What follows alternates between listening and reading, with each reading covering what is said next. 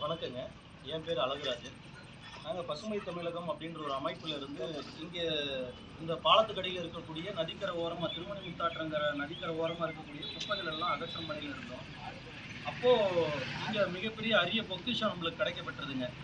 ஔவையார் விநாயகர் அகவல் அப்படின்னு சொல்லி சீத கலம்ப செந்தாமரை பூ அப்படின்னு சொல்லி ஒரு பாடல் ஆரம்பித்தோம். அது உலகம் முழுவதும் ஒலித்து கொண்டிருக்கிறது.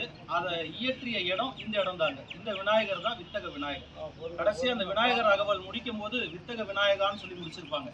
அந்த வித்தக விநாயகர் கிட்ட தான் இப்போ நீங்கள் பார்த்துக்கிட்டு இருக்கீங்க, நாங்கள் பேசிக்கிட்டு இருக்கோம். இது எவ்வளோ பெரிய பாக்கியம் பாருங்க. இந்த கல் மண்டபம்லாம் இருந்ததுங்க, அதெல்லாம் இடிஞ்சு கீழே குப்பையாக மக்கி உள்ள கடந்தது.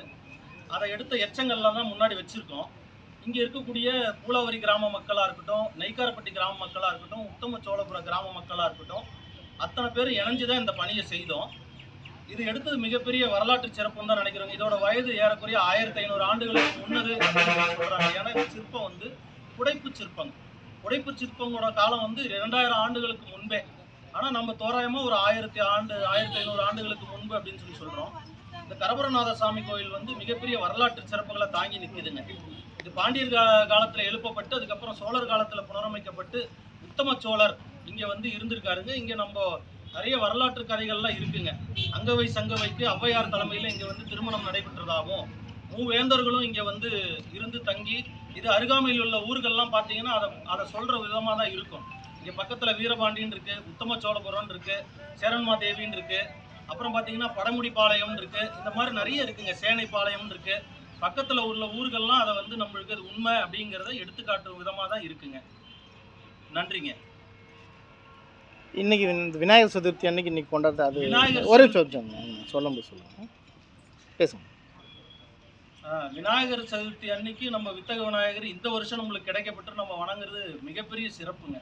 எங்கள் கிராமத்தில் இருக்க மக்கள்லாம் சாரசாரியாக வந்து பார்த்துட்டு போகிறாங்க. நிறைய பேர் சொல்கிறாங்க, நாங்கள் சிறு பிள்ளையில இங்கே கும்பிட்டு இங்கே ஆற்றுல குளிச்சுட்டு போவோம், மேலே இருந்து காசை சுண்டி விட்டா கீழே கண்ணாடி மாதிரி அந்த காசு தெரியும், ஓடுற தண்ணியிலேயே தெரியுமா.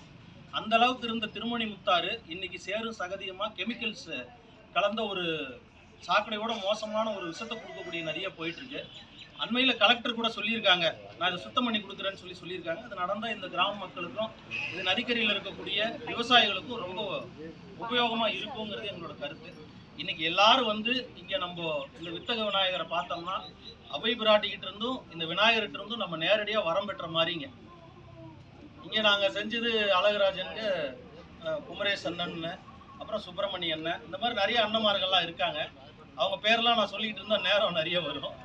ரொம்ப நன்றிங்க. ஓகே.